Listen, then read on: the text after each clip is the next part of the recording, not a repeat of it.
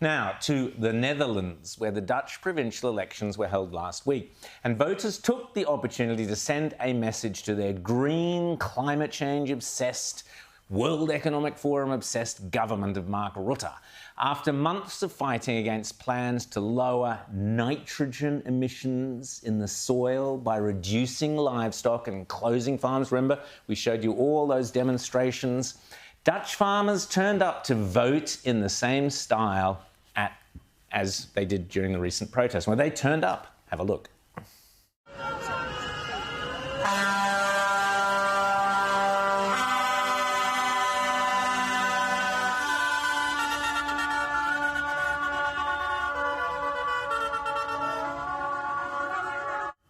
Now, the Farmers' Party was only formed in 2019, but they are now set to become the biggest party in the parliament. Democracy works against the tyrants, the authoritarian tyrants of the World Economic Forum and elsewhere. Here to give his insights into the massive victory is Webster University assistant professor Ralph Schoellhammer. Ralph, always great to see you on the show. This is a great day for Holland and the Netherlands, showing the rest of the world that you can fight against the globalist insanity of the climate agenda. And farmers suffered. They were thrown off their own farms in the madness of some idea of let's reduce nitrogen in the soil, Netherlands being one of the great farming communities in the world. Tell us about it, Ralph. Well, this was definitely a battle that was won, but the war itself rages on, to put it mildly. It's a good sign.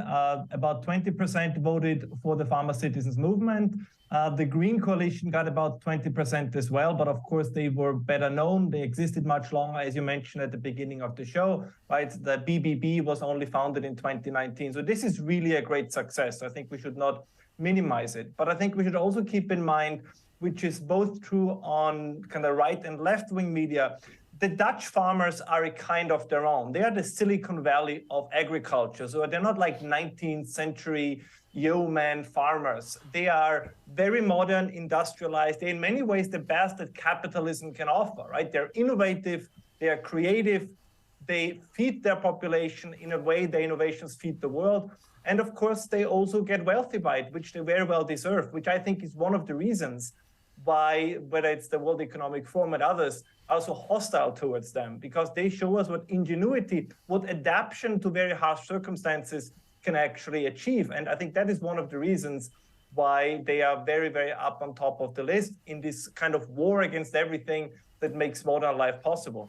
James. Well, I mean, look, you say that it's a war against everything that makes modern life possible. It is a real nihilism. It's a real Marxism. We've spoken about this offline, Ralph. But it's also, this is just one battle in a much wider war. What are the practical implications for this policy? Will the Mark Rutte government still go down this path? Will farms still be destroyed? Will agricultural production still be damaged by these policies, even with these election results?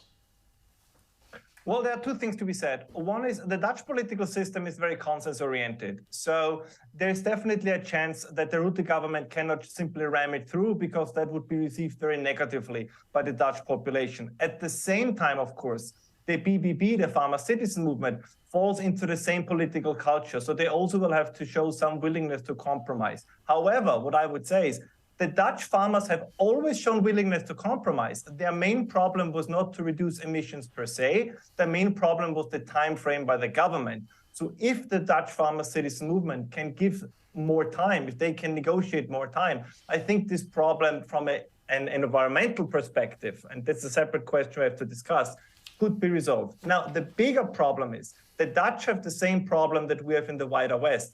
We have completely disconnected ourselves from all the things necessary for modern civilization. It's not just agriculture, it's energy, it's nuclear, it's all these kind of things that we need. It's an autoimmune disease from which we are suffering that we turn against this. We have created a culture. Think about the Oscars, for example. It's Avatar, it's Lord of the Rings. Like the industrial guys, the ones with machinery are always the bad ones, and the kind of noble savages who live in harmony with nature are always the good ones. And this is the problem we have. We have to start to look at this as the culture war it is.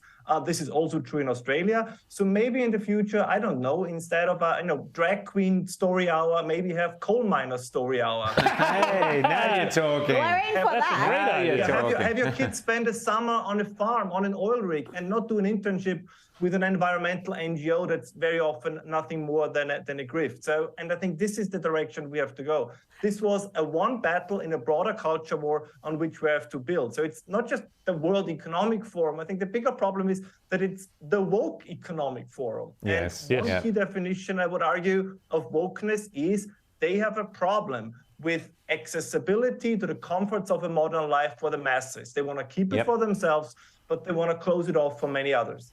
And we've seen what the end position is. If you embrace these policies, we saw it in Sri Lanka. You had the economy collapse, people not being able to feed themselves when they did have successful farming practices which were deliberately interfered with. But I'm interested in the broader picture in the Netherlands, because it is a very left-leaning country from afar. It's got very left-leaning laws when it comes to drugs, euthanasia, a range of things. Is there a change in the culture there? Is there a bit of a correction happening at all, other than just the farmers' revolt? Yeah, most definitely. Because one thing that differs from many other areas is that food is something tangible, right? Food is something that we all need. And we have gotten used to the comfort of finding food in the supermarket. So there were some incidences in the past were due also to farmers' actions, right? Certain areas in milk and eggs were scarce in supermarkets. And then all of a sudden, people started to realize, wait a moment, the food is not actually coming from the supermarket, right? It's from the farmers who bring it to the supermarket. So all of a sudden, there is this change. And this is, I think, the momentum on which one has to build. You mentioned Sri Lanka. See, I think the point is, there is place for organic farming. There is also place for renewables and all these other, let's say, green visions. But before we can do any of this, we have to redevelop a respect and an appreciation for what things like fossil fuels, like agriculture and mass farming, have actually enabled us to do. I mean, let's be very clear about this. Without the steam engine, the internal combustion engine, modern agriculture, we would probably still have slavery and indentured servitude. Like, it was the use of energy, it was mass production that ended some of the worst things that happened in human history. And if we take a close look, like where you have conditions that still resemble slavery, exploitation, it's in countries that don't have access to energy, that don't have access to modern agriculture. So it is absurd and needs to be pointed out. We in the West go to war with the very things that made us free, that made us prosperous, and that allowed us also to export these freedoms and that prosperity to others. And this needs to be stopped. Otherwise, the future for our children and others is a very, very bleak one.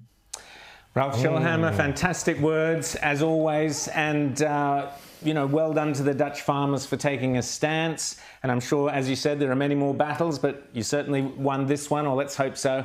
And thanks so much for coming on Outsiders. We'll be watching closely. We'll talk to you again. I'm sure there's plenty of farmers in New Zealand and Australia who should be watching developments in Europe very carefully.